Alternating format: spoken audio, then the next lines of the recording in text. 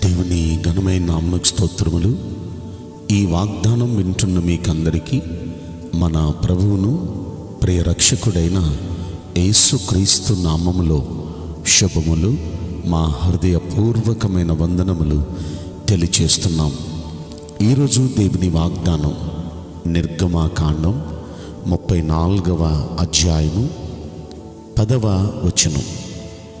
భూమి మీద ఎక్కడైనను ఏ జనములోనైనను చేయబడని అద్భుతములు నీ ప్రజలందరి ఎదుట చేసేదను. ఈ మంచి వాగ్దానం మంచి దేవుడైన యేసయ్య మనందరి పట్ల నెరవేర్చునుగాక. ఆమేన్.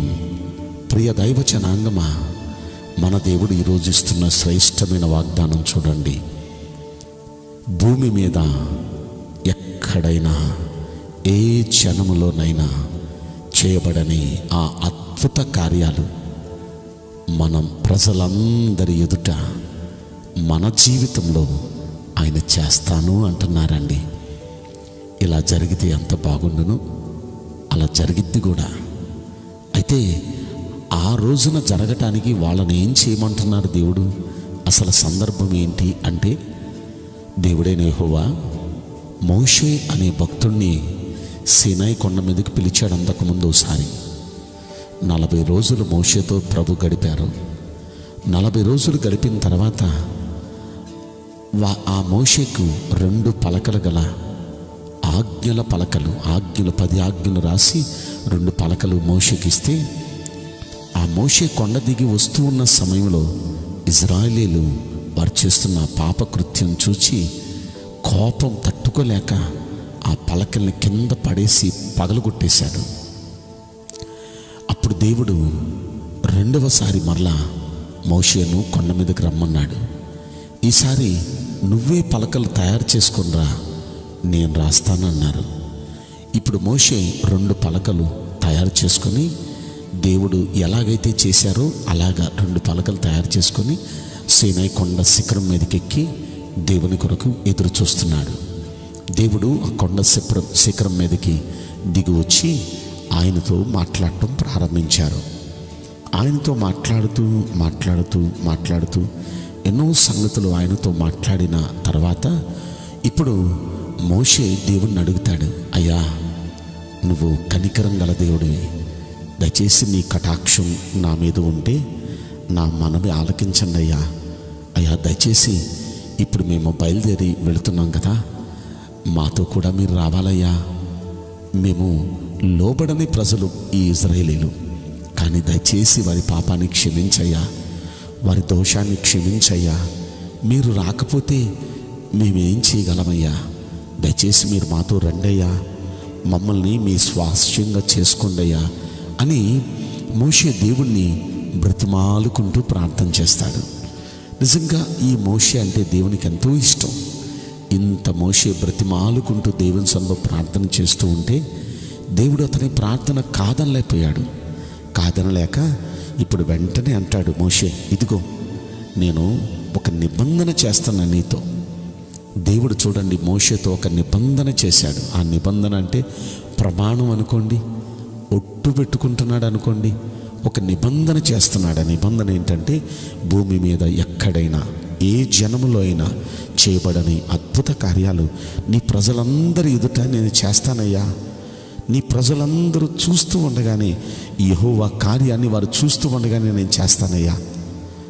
అయితే నేను ఆజ్ఞాపించినట్లుగా అనుసరించి నడవాలి మీరంతా. నేను చెప్పిన ఆజ్ఞల ప్రకారం మీరు నడిస్తే భూమి మీద ఎప్పుడు ఎక్కడ చేయబడిన అద్భుతాలు నేను మీ ఎదుట చేస్తాను అన్నారు ఆయన.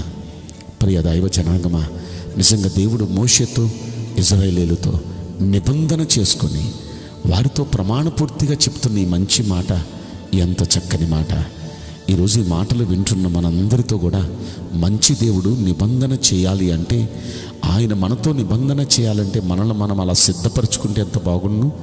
దేవునికి మనల్ని మనం సమర్పించుకొని దేవుని సన్నిధిలో బ్రతిమాలుకుంటూ మనం ప్రార్థన చేస్తూ ఆయన బ్రతిమాలుకుంటూ క్షమించమని అడుగుతూ, అయ్యా నువ్వు పాపాలను క్షమించయ్యా, మా దోషాలను మన్నించయ్యా, అయ్యా నీ కనికరం మా మీద చూపించయ్యా అని ఆయన మనం బ్రతిమాలుకుంటూ మనం ప్రార్థన చేస్తే ఆయన నిబంధన మనతో స్థిరపరుస్తాడు. భూమి మీద ఏ జనములు ఎక్కడ చేయబడిన అద్భుతాలు మన కళ్ళ ఎదుట అందరి ఎదుట ఆయన జరిగిస్తాడండి. అయితే మనం చేయాల్సిన మరొక పని, ఆయన వాక్యాన్ని మనం గైకోవాలి, ఆయన ఆజ్ఞల్ని మనం అనుసరించి నడవాలి. ఇంకా కింద అనేక మాటలు ఆయన చెప్పారండి. అదేంటంటే, నువ్వు ఎక్కడెక్కడికి వెళతావో 12వ వచనం, నువ్వు ఎక్కడికి వెళ్ళినా ఆ దేశ నివాసులతో నిబంధన చేసుకోకూడదు.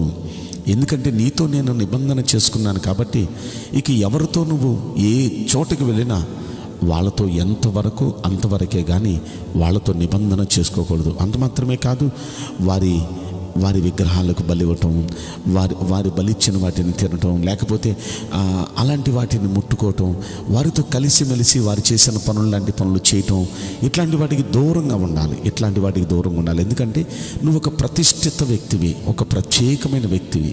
ప్రత్యేకంగానే మనం ఉండాలి. మనం ఆయన సొత్తు. ఆయనతో మనకు ఒక నిబంధన వచ్చింది. ఇక ఆయనతో మనకి నిబంధన కుదిరిన తర్వాత ఇక లోకస్తులతో మనం కలిసిమెలిసిపోయి వాళ్ళు చేసినట్టుగా మనం చేస్తూ వాళ్ళు మాట్లాడినట్టుగా మనం మాట్లాడితే దేవుడు ఆ నిబంధన నుండి ప్రక్కకి వెళ్ళిపోతాడు ఆయన.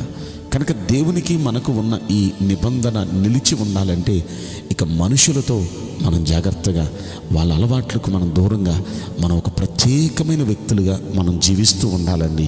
ఆ కింద అధ్యాయం అంతా మీరు చదువుకుంటే మరి ఆ అధ్యాయంలో ఇలాంటి మాటలనే మనం చూస్తూ ఉంటామండి. మన కుమారులను మరి వేరే వాళ్ళకి, మరి అన్యులకు మన కుమారులను వారి కుమార్తెలకు ఇవ్వటం, లేకపోతే మన కుమార్తెలను వారి కుమారులకు ఇవ్వటం, ఇలాగా ఆ పనులు మనం చేయకూడదు. ఎందుకంటే అన్య జనాంగంతో మనం క్లోజ్ అయ్యామంటే, అన్య జనాంగంతో వియ్యముందామంటే మరి వారితో వారి అలవాట్ల ప్రకారం వారి సిద్ధాంతాలు మనం పాటించాల్సి వస్తుంది. ఇక అలాంటివి కాదు. మనం దేవుని సొత్తు, మనం దేవునితో ఒక నిబంధన ప్రజలు, మనం నిబంధన ప్రజలు. ఇక మనం ఒక ప్రత్యేకంగా దేవుని సొత్తుగా మనం జీవించాలి, దేవుని సొత్తుగా మనం బ్రతకాలి. అలా బ్రతకగలిగితే, ప్రత్యేకంగా బ్రతకగలిగితే ఖచ్చితంగా దేవుడు అంటున్నాడు, భూమి మీద ఏ జనములో ఎక్కడ ఎవ్వరు కని విని ఎరుగని అద్భుత కార్యాలు నీ ముందు నేను చేస్తాను అంటున్నాడు. వింటున్న ప్రియ దైవ జనాంగమా, అలా దేవుని వాక్యానుసారంగా జీవిస్తూ దేవుణ్ణి బ్రతిమాలుకొని ప్రార్థన చేస్తూ ప్రత్యేకమైన జీవితం మనం జీవించగలిగితే మన జీవితంలో ఎప్పుడు వినని చూడని అద్భుత కార్యాలు ఆయన చేయబోతున్నారు. వింటున్న మనందరి జీవితాలు అలా జరుగునుగాక. నేను మీకోసం ప్రార్థన చేయబోతున్నాను. పరిశుద్ధుడా, ప్రేమగల యేసు రాజా, మీ పరిశుద్ధ బంగారు పవిత్రమైన నామమునకు నిండు మనసుతో కోట్ల కొలదిగా స్తుతులు స్తోత్రములు వందనాలు చెల్లిస్తున్నాం. ఈ వాగ్దానం దయచేసి వింటున్న ప్రతి ఒక్కరి పట్ల నెరవేర్చండి ప్రభువా. నీ ప్రియబిడలు వారున్న పరిస్థితులు, శ్రమలు అన్నీ చూస్తున్నారు. ఎక్కడ ఎప్పుడు చూడని వినని అద్భుత కార్యాలు చేస్తాను అన్నారు. అయితే మీరు చెప్పినట్లుగా జీవించడానికి కూడా మీ బిడ్డలు తీర్మానం చేసుకుంటున్నారు. మిమ్మల్ని బ్రతిమాలుకుంటూ ప్రార్థించటానికి, అంత మాత్రమే కాదయ్యా, మీ వాక్యానుసారంగా జీవించటానికి, మూడవదిగా ప్రత్యేకమైన జీవితం జీవించటానికి మీ బిడ్డలు తీర్మానం చేసుకుంటున్నారు. ఆ తీర్మాన ప్రకారం వారు ఉంటూ ఉండగా దయచేసి మీ అద్భుత కార్యాలు జరిగించి వారితో మీ నిబంధన స్థిరపరచమని ఈ కొద్ది మనవులు నజరుడైన యేసుక్రీస్తు ప్రశస్తమైన నామములో మిక్కిలి వినయముతో ప్రార్థించి బ్రతిమలాడి వేడుకుంటున్నాం ప్రియ పరలోకపు తండ్రి. Amen. May God bless you all. Thank you.